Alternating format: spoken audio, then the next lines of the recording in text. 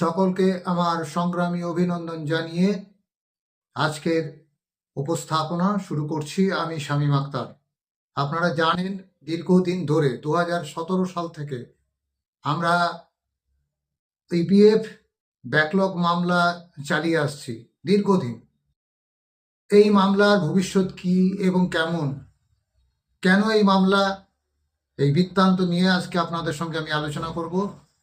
তার আগে আপনাদেরকে অনুরোধ করব যে এই চ্যানেলটি অন্ততপক্ষে যদি আপনার মনে হয় যে আপনার কথা বলছে, তাহলে অবশ্যই আপনি এই চ্যানেলটাকে সাবস্ক্রাইব করবেন, লাইক শেয়ার কমেন্ট করবেন এবং আপনার মূল্যবান মতামত রাখবেন।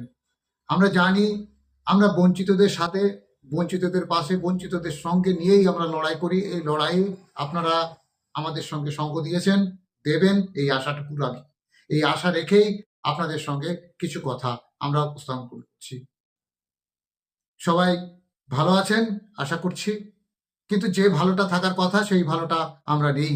আমরা জানি বর্তমানে আমাদের অনেকেই লড়াই সংগ্রামরত অবস্থায় কলকাতার বিকাশ ভবনের সামনে অবস্থান করছে। আমরা সেই আন্দোলনের সম্পূর্ণ নৈতিক সমর্থন জানিয়ে, হার্দিক সমর্থন, সফলতা কামনা করে আমি কিছু কথা আপনাদেরকে বলবো। এই সরকার একটা বন্ধা সরকার। এই সরকার একটি, কি বলবো, এই সরকারের কোনো রকম বিশ্লেষণ দেওয়ার মতো মানসিকতা, ক্ষমতা আমার মনে হয় হারিয়ে ফেলছি আস্তে আস্তে। কারণ এই সরকারটি বলেছিল যে আমরা ক্ষমতায় আসলে, মমতা বন্দ্যোপাধ্যায় বলেছিল আমরা ক্ষমতায় আসলে পার্শ্ব শিক্ষক সহ অন্যান্য যারা আছেন তাদেরকে একই ছাদের তলায় নিয়ে আসবো।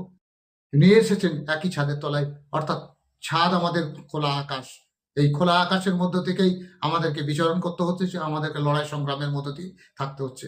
তার মধ্যে অন্যতম শ্রমিক কর্মচারীদের যে অধিকার, সেই অধিকার এরা কেড়ে নিতে চাইছে। একদিকে কেন্দ্র এবং রাজ্য সরকারের যে যৌথ প্রয়াস, সেই যৌথ প্রয়াসের শিকার আমরা সমগ্র শিক্ষা মিশনের কর্মচারী এবং শিক্ষকরা। আপনারা জানেন খুব ভালো করে যে 2023 সালে যখন আমাদের ইপিএফ ব্যাকলগ মামলা কোর্ট অফ কন্টেম্পট কলকাতা হাইকোর্টে চলছে, ঠিক সেই সময় কেন্দ্রীয় শ্রম দপ্তর একটি এক্সামশন দেয়, অর্থাৎ অব্যাহতি দেয়। এই মামলার যে আর্থিক দায়ভার, সমস্ত দায়ভার থেকে অব্যাহতি দেয় রাজ্য প্রকল্প দপ্তর, রাজ্য সরকার এবং বিশেষ করে ইপিএফ এর বিষয় সমস্ত কিছুতে। কিন্তু একটা বিষয় আমরা উপলব্ধি করেছি যে কেন্দ্র এবং রাজ্যের যে যোগ সাজস, এই যোগ সাজসে যে আমাদের এই ন্যায়সঙ্গত গণতান্ত্রিক অধিকার, ন্যায়সঙ্গত যে আমাদের অধিকার, এই অধিকার থেকে আমাদেরকে বঞ্চিত করেছে। সুতরাং এই বঞ্চনার বিরুদ্ধে আমরা কলকাতা হাইকোর্টে সিঙ্গেল বেঞ্চে লড়াই করি। সেই লড়াইয়ে আমরা জয়লাভ করি।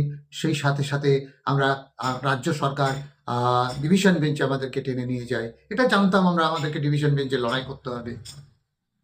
কিন্তু সেখানে কি দেখলাম? সেখানে দেখলাম একটা ঘোর জটলা তৈরি হচ্ছে। বুঝলাম না, আইন শুধুমাত্র কি বঞ্চিতদের জন্য থাকবে, নাকি যারা বঞ্চনা করছে, যারা প্রতারণা করছে তাদের পাশে থাকবে? আমরা ঠিক উল্টোটাই দেখলাম। বঞ্চিতরা বঞ্চিতই থেকে গেল। আমরা সেই লড়াইয়ে অন্তত পক্ষে হেরে গেলাম। কিন্তু হেরে গেলাম, আমাদের মানসিক যন্ত্রণা বাড়লেও আমরা কিন্তু সুপ্রিম কোর্টে যেতে কোনো রকমভাবে কার্পণ্য করিনি, সুপ্রিম কোর্টে গেছি। কিন্তু বিষয়টা হচ্ছে, যখন সুপ্রিম কোর্টে গেলাম তখন আমরা আর্থিক দৈন্যতায় ভুগছিলাম।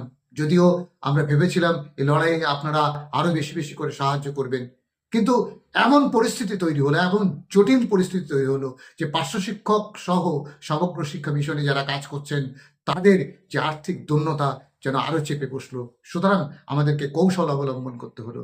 আমরা আমাদের যে বেতন বঞ্চনা, এই যে বৈষম্য, সেই বৈষম্যের বিরুদ্ধে রাস্তার আন্দোলনকে পুনরায় বেছে নিলাম। বেছে নিয়ে আমরা লড়াই আন্দোলনের একদম কিনারায় এসে আমরা যখন দেখলাম যে এখানেও আমরা প্রতারিত, সুতরাং সেই জায়গায় দাঁড়িয়ে আজকে আমরা আপনাদেরকে বলতে বাধ্য হচ্ছি যে এই সুপ্রিম কোর্টের এই সুপ্রিম লড়াইয়ে আপনারা আমাদের সঙ্গে থাকবেন, এইটুকু আপনাদের কাছে আশা রাখবো, আহ্বান রাখবো এবং আপনারা থাকবেন। কিন্তু কিভাবে আপনারা সাহায্য করবেন, কি বৃত্তান্ত, তার যে কৌশল, যার যে স্বচ্ছতা, সমস্ত কিছু আপনাদের হাতে দেব। যতক্ষণ পর্যন্ত না দিচ্ছি ততক্ষণ পর্যন্ত আপনারা আমাদের সঙ্গে থাকবেন। আপনাদের সুপরামর্শ, সুকৌশল আপনারা আমাদেরকে জানাবেন, কমেন্ট বক্সে বলবেন।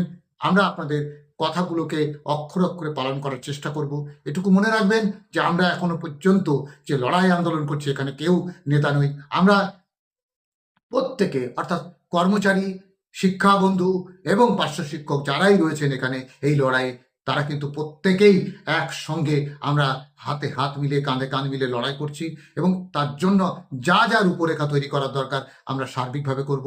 আমরা একটা অ্যাকাউন্ট তৈরি করছি সার্বিকভাবে, যে অ্যাকাউন্টের সঙ্গে আপনারা প্রত্যেকেই সম্পৃক্ত থাকবেন। সেই অ্যাকাউন্টের মাধ্যমেই আমরা লেনদেন করব, কারণ আমাদের স্বচ্ছতা নিয়ে অনেকেই প্রশ্ন তুলেছিলেন, যদিও প্রশ্নাতীতভাবে আমরা সেই স্বচ্ছতাকে ওভারকাম করতে পেরেছি। যাই হোক, আপনারা ভালো থাকবেন, সুস্থ থাকবেন, এই লড়াইয়ে আপনারা আমাদের সঙ্গ দেবেন এইটুকু কামনা রেখে, আপনাদের আশা আকাঙ্ক্ষা রেখে আপনাদের লড়াইয়ে সঙ্গ থাকার জন্য আহ্বান জানিয়ে আমার বক্তব্য শেষ করছি। ধন্যবাদ। ভালো থাকবেন, সুস্থ থাকবেন।